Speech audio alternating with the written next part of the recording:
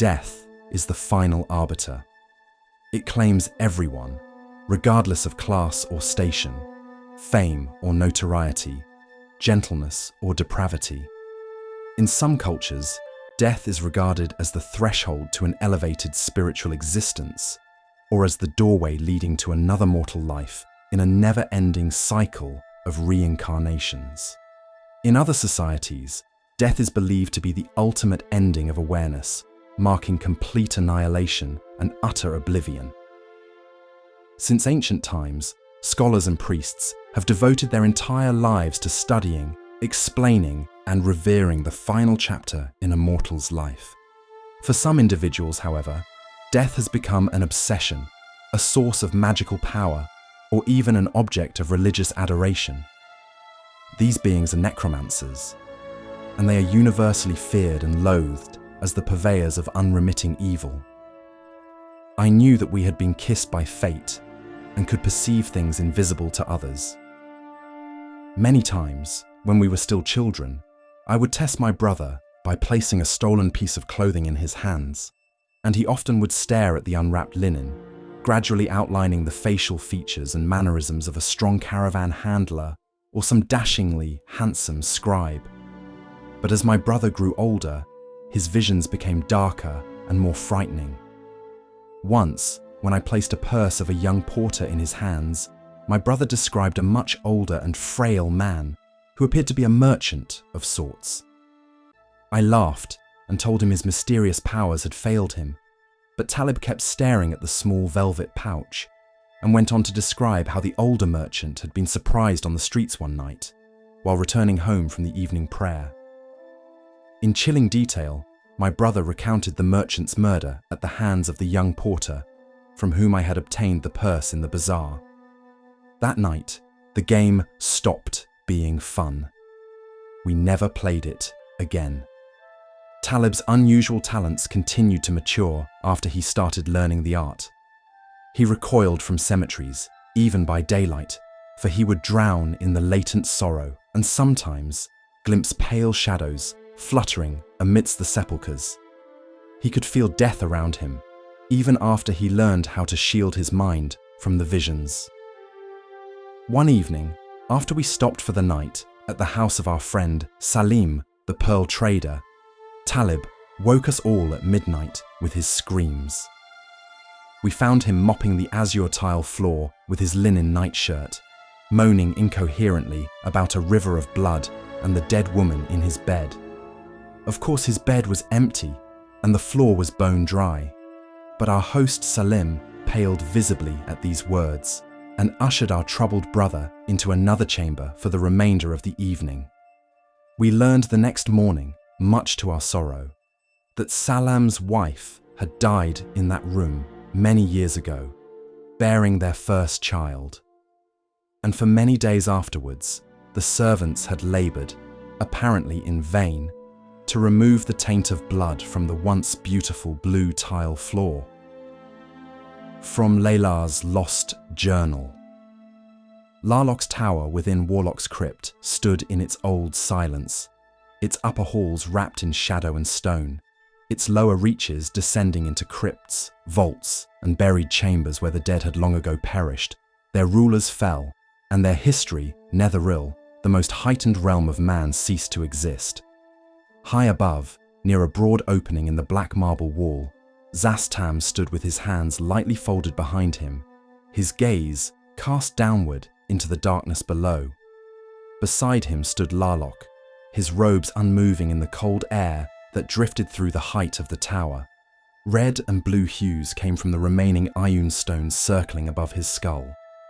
Far beneath the landing of the tower's balcony, at the tower's foot, the dead lay scattered across the flagstones in a wide and silent field.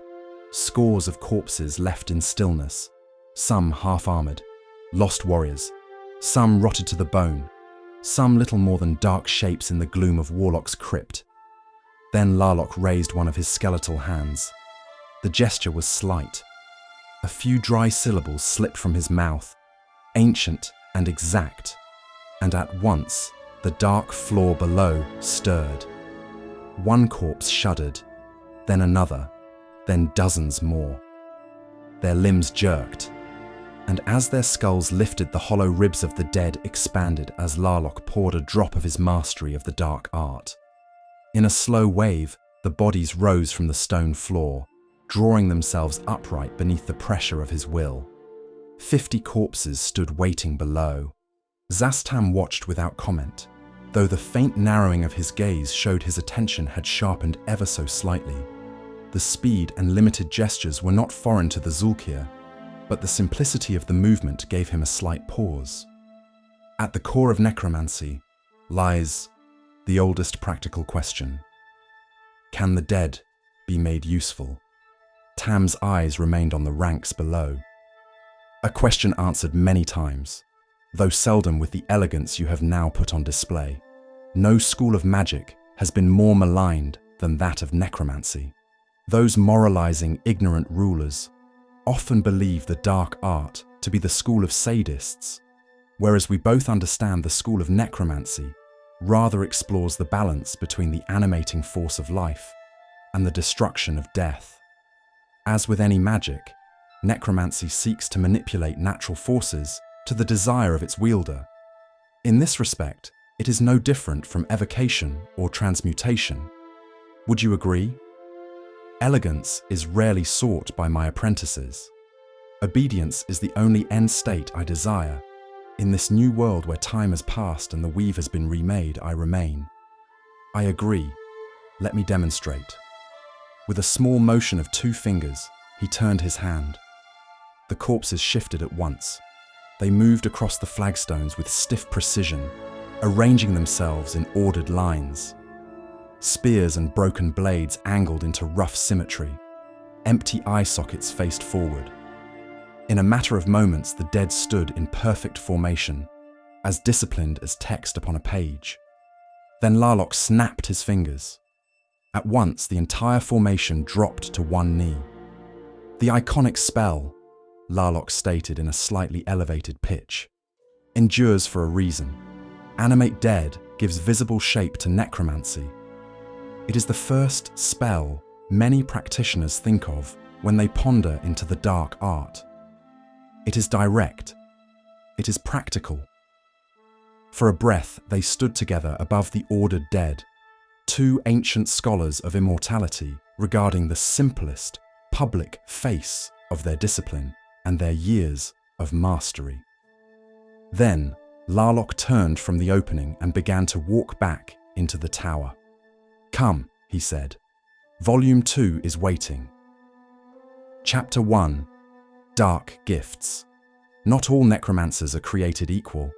Indeed, it would be dangerous for any being mortal or divine to assume that a wizard's powers were limited simply to the spells at his or her disposal. Just as the necromancer's average abilities are more than suitable for most of their machinations, this section describes a necromancer's unusual, salient abilities, sometimes known as dark gifts, implying some connection with the mysterious evil powers that patronize black necromancy. The necromancer's mysterious skills include a wide assortment of powers, wild talents, and strange magical powers. Not all of these abilities, except the latter, require direct intervention by an evil, extraplanar power. For instance, abilities gained through mental or psionic prowess are attained chiefly through individual skill and achievement. Sooner or later, wizards who employ black necromancy with some regularity are noticed by the dark and mysterious deities that patronize such evil sorceries.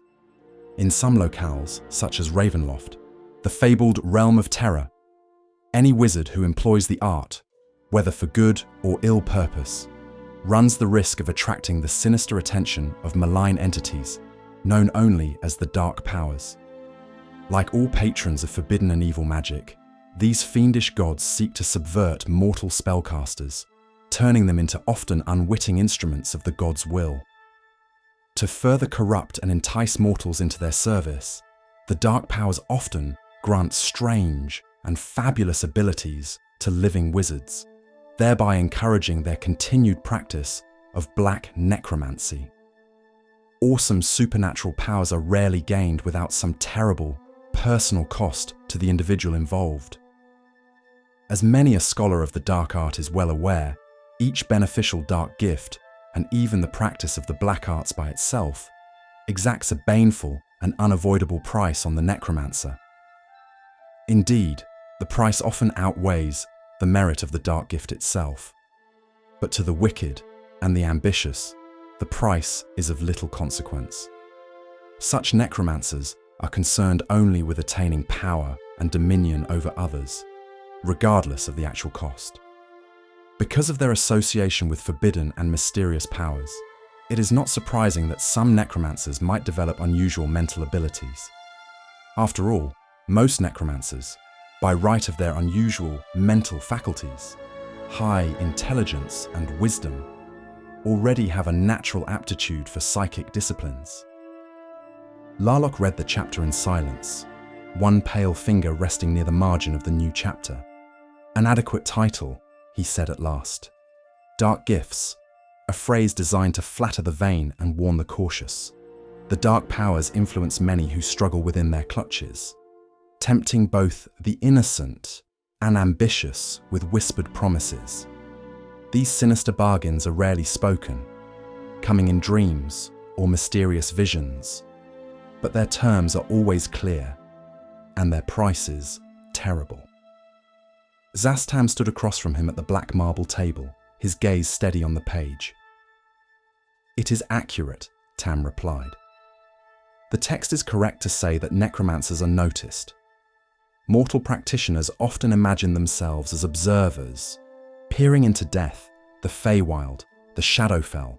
Corruption of their planes seeps in without awareness to many a wizard, and the lower planes, those dark realms where most wizards are aware of the bargain, find their pull in unique ways. In time, they learn that observation is seldom one-sided, and to think they have the upper hand is juvenile to say the least. Azuth spoke clearly, especially on devils. Let me recount the words.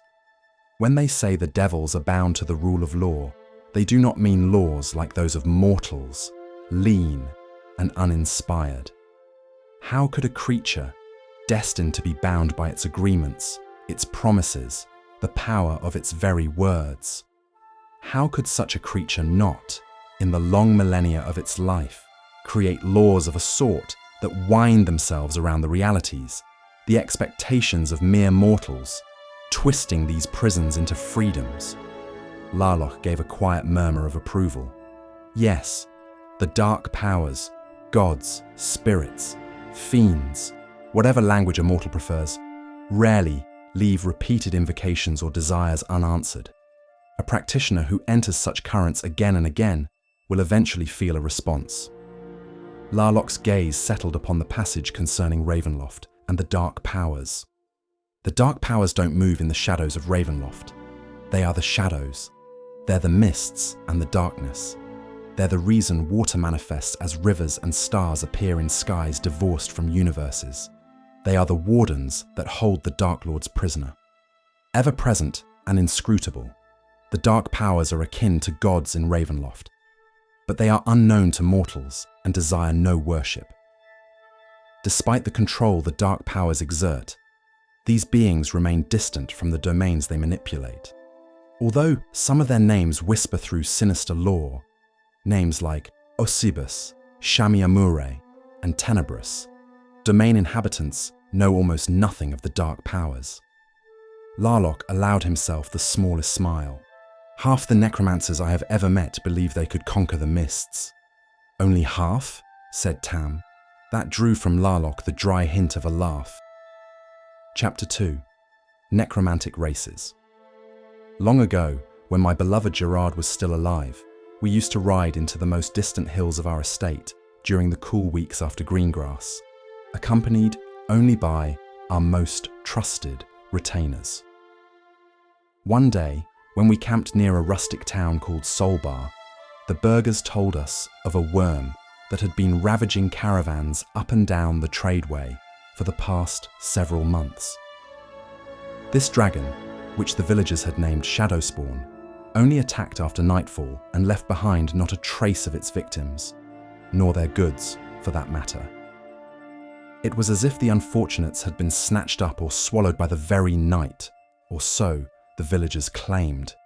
Weeks after the attacks began, some of the dragon's victims were spotted by woodcutters in the Forest of Worms, but these were only animated shells, mere zombies of the victims, which had been raised up by the dragon for her perverse pleasure, and then cast loose into the forest once they ceased to amuse her. This much the town had learned when Solbar's clerics called back the victims' spirits from the zombie remains, asking them about their murderer. Thus warned, my husband and I returned home, for we were ill-equipped to deal with a draconic necromancer. I later learned that several adventuring companies had gone up against the beast and been added to the undead wandering the forest, before a victorious band of hunters put an end to that loathsome abomination. Those few who survived claimed that the dragon employed many spells of criminal necromancy against them. With suitable monetary encouragement, I was ultimately able to purchase the dragon's spellbook from the Triumphant Blades. The grimoire was an enormous iron-bound book inscribed with notes that revealed a frightening understanding of the art, surpassing in many ways my own knowledge. How that creature accomplished such mastery in relative isolation is beyond my comprehension. Perhaps a human wizard passed along his secrets to the worm, or it discovered the key in some erudite tome of necromantic lore. My heart trembles at the thought of other creatures like Shadowspawn, with but a fraction of its talent for necromancy. From the diary of Dr. Elandra Talbot. Although human wizards constitute the overwhelming majority of necromancers, exceptions do occur and can make for a nasty surprise for adventurers who would assume that tales of necromancers are limited to purely human. The ambition of many humans is infamous, so their tendency to lean on the dark art is most certainly the most common. Certain members of other races do learn necromantic spells, and within their races they develop boons towards the dark art that humans do not otherwise possess. The dragon symbolizes power, magic, and destruction, so it should not be difficult for any scholar to imagine them gaining mastery over necromancy, given their eonic lifespans. Draconic culture and religion is highly advanced, focusing primarily on greed and acquisitiveness. Dragons also embrace many of the same concepts as human society, including a fascination with death. Certain dragons worship a unique death god called Null the Reaver, also known as the Deathworm or Guardian of the Lost. This deity embraces not only the destructive and evil aspect of taking life, but also the protective function of shepherding draconic spirits to their final destination in the afterlife. Thus, it is definitely possible for dragons to be either necromancer wizards or death clerics. Restricting our discussion to wizardry, not all dragons possess the intellect, magical ability, and self-discipline necessary to specialize in the art. Silver and gold dragons have quite developed magical abilities, but their good nature makes them unlikely candidates for necromancy. Blue, green, red, and black dragons possess the necessary wit and brutal nature to learn black necromancy. Amethyst and steel dragons make excellent philosophers. Finally, shadow dragons have the greatest inherent mastery of the dark art. All of the remaining draconic races have neither the intelligence nor the slightest care to specialize in necromancy. The main difference is that the dragon's spells are learned as innate abilities and are not memorized, like a human wizard's or cleric's. In addition, dragons cast their spells completely differently from humans. Draconic spells can be triggered solely by an act of will. Humans need complex and lengthy verbal, somatic, and material components. The elegantly evil race of dark elves make perfect candidates for necromancers. Unlike their surface-dwelling cousins, the drow embrace death and necromancy to the very core of their mainstream society, enshrined in the worship of their sinister mother goddess, Lolth. Wizardry is one of the few avenues for male advancement and prestige in the matriarchal theocracy of the Dark Elves. Necromancy is a popular school of magic among drow specialists. The Dark Elves are unquestionably a magically talented race, Even the most mundane citizen has innate magic resistance and some sort of minimal talent with wizardry. So, it is perhaps not surprising that they can advance as far as humans in this regard. Certainly, every drow city can boast of at least one archmage capable of casting the most powerful spells. All drow wizards, necromancers included, either operate strictly within the matriarchal confines of their society or live completely outside them. Those drow who remain in their own communities emerge into outer layers of the Underdark, or more rarely to the surface, only for training or war parties. The most powerful drow necromancers place themselves above such petty tasks, residing exclusively in subterranean cities where they serve the constantly broiling, internecine quarrels relished by the various noble houses. The most powerful wizards who choose to remain above the political maneuvering still must serve the community by teaching in the colleges of sorcery. These institutions play a fundamental role in the training of young drow warriors and priests.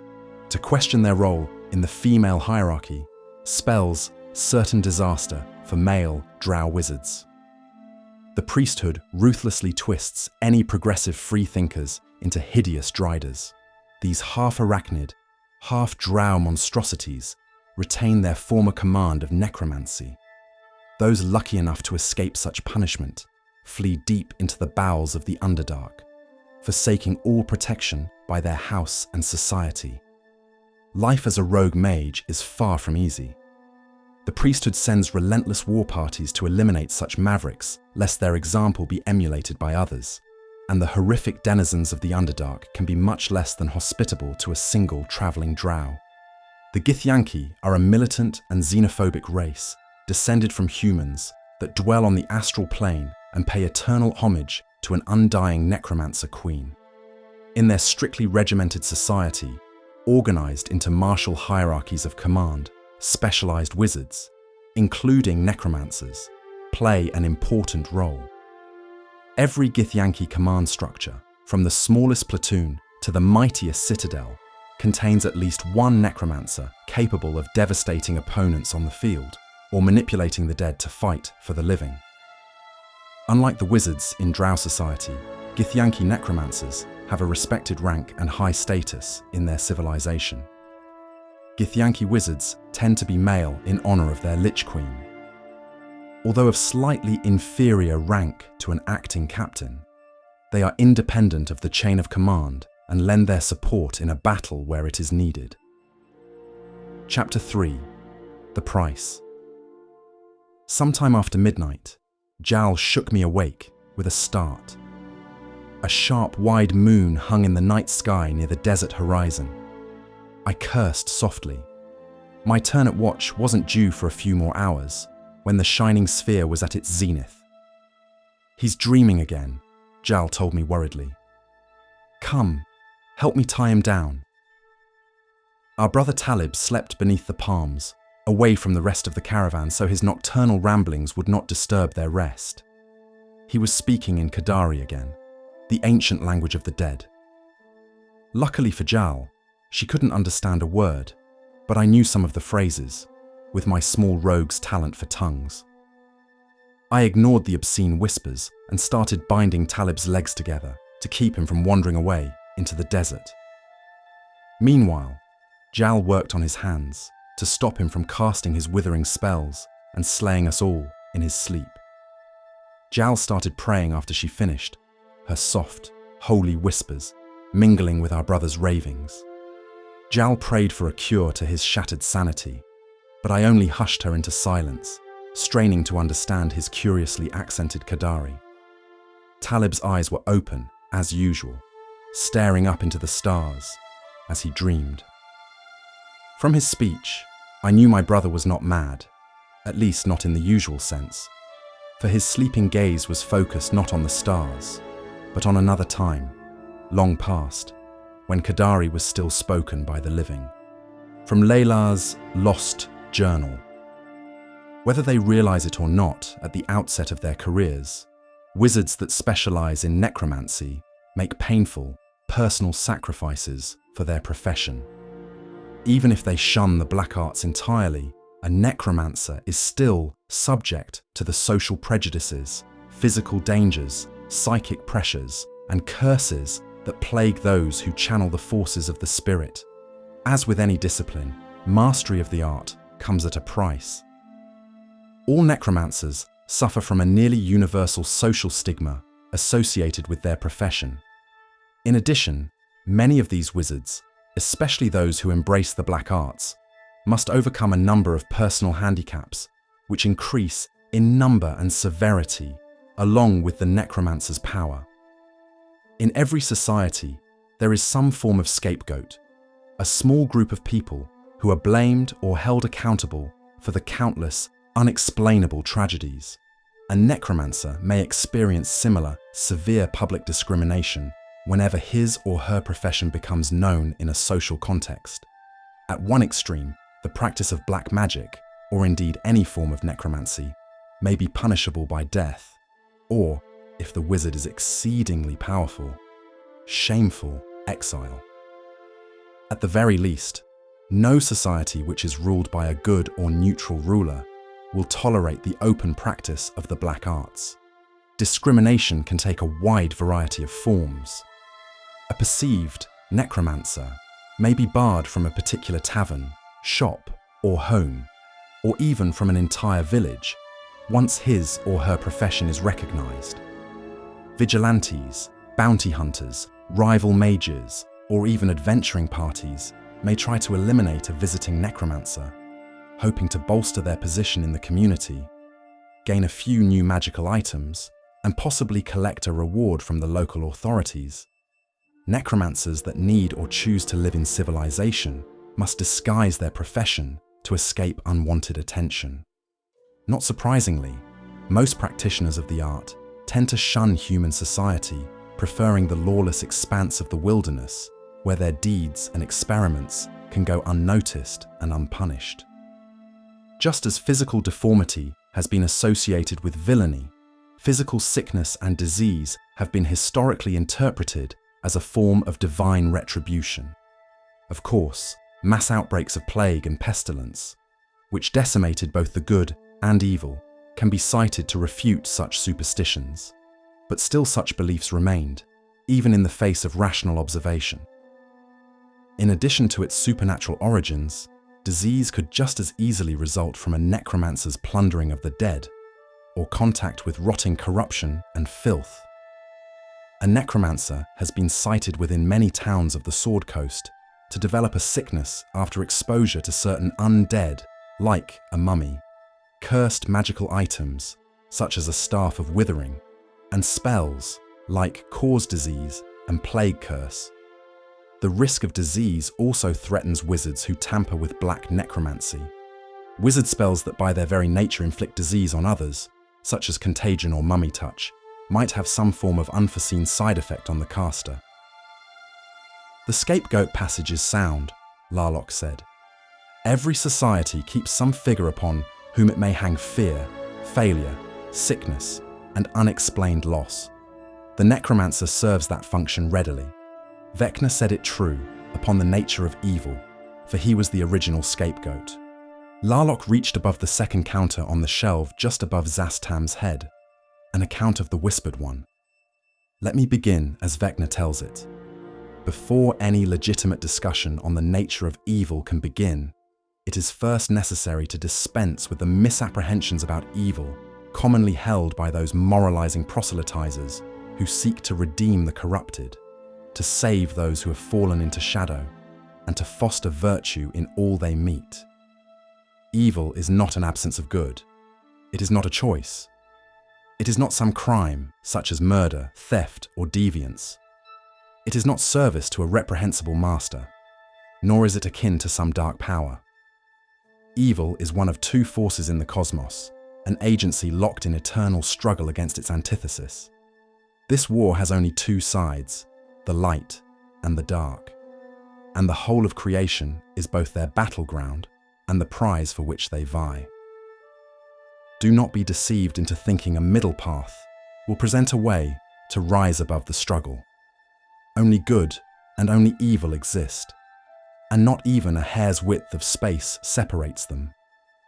Tam folded his hands behind his back. The dead child, the blighted field, a wasting illness, a missing traveller. Once a necromancer's name is attached to such things, evidence becomes almost ornamental. Evil is often the first aspect that is thrown upon those who step upon others to achieve power. Larlock's mouth curved very slightly. Let me continue. The capacity for evil lies in every thinking creature, just as vital as the potential to do good. Most creatures are divided. Virtue wars against dark desire. The cosmic struggle between these two forces played out on the smallest stage of one life. Committing what some might think an evil act does not make an individual evil, so long as the individual retains the ability to do good. What constitutes true evil is an inability to recognize good as a preferred state, to perform good deeds, and to fight against the darkness within. An interesting declaration, a simple thought though. Who decides what the nature of evil is? Necromancy gives life to those who cannot be of use. My work often only intersects with those who believe themselves above the use of the fugue. In my view, I am simply making use of the tools that have happened to present themselves before my path. Larlock let the page settle flat beneath his palm. The chapter understands something many lesser accounts ignore. The cost of necromancy is not merely what the practitioner gives up in pursuit of power. It is also what the world begins to take from him once it learns what he is. The ruins of Isawis were cloaked by the jungle when I rediscovered the broken city walls with my first husband, Sumulael. That was in the early years of our marriage, when my devotion to the forbidden arts ran strong with the careless impetuousness of youth. We had been led to the city by disgruntled spirits in search of a legendary talisman. Even with our ghostly guides, the ruins of the vine-choked city were extensive, and the exact location of our prize eluded us. At first, when my husband and I beheld the bones of the city's former citizens, we amused ourselves by raising the smouldering remains to attend us as ghastly servants, skeletal porters, and shadowy messengers. When the quest for the talisman yielded nothing immediately, we animated more of the city's dead to expand the search. Before long, our new slaves uncovered royal cemeteries where the kings and queens of Isawis had been buried for centuries before the city's disastrous end. I remember quite vividly my delight at this discovery.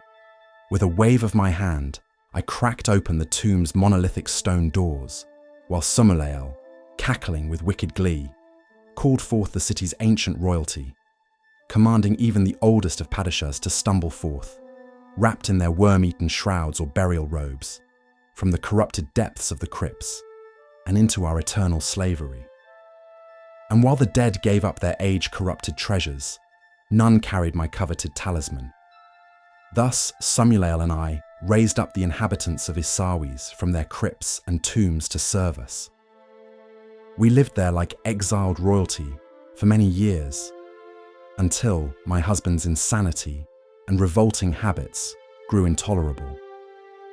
I ended up killing the monster, eventually, with the help of adventurers who had discovered my secluded city in the wilderness. That is how I met my second husband, Talib. He was one of the explorers who assisted me in destroying Sumulael and helped me to find my long-sought talisman. I soon came to love Talib, after a fashion. I taught him all of my hidden secrets.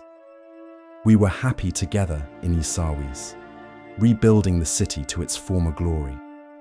But in the end, that marriage also failed. For I found that you cannot practice the art when you are happy, nor advance in its study if you're content. So, I left behind my beloved to write this book in solitude and focus my mind on the difficult road ahead. Come join me on this path of knowledge and self-discovery. Let us explore the art of necromancy together. Forward to Khazrabet's art of necromancy. Death is the final arbiter. It claims everyone, regardless of class or station, fame or notoriety, gentleness or depravity. Necromancy binds the living to the dead, and the dead to the living. For nothing in this world is certain in the eyes of those who lend themselves to the black art.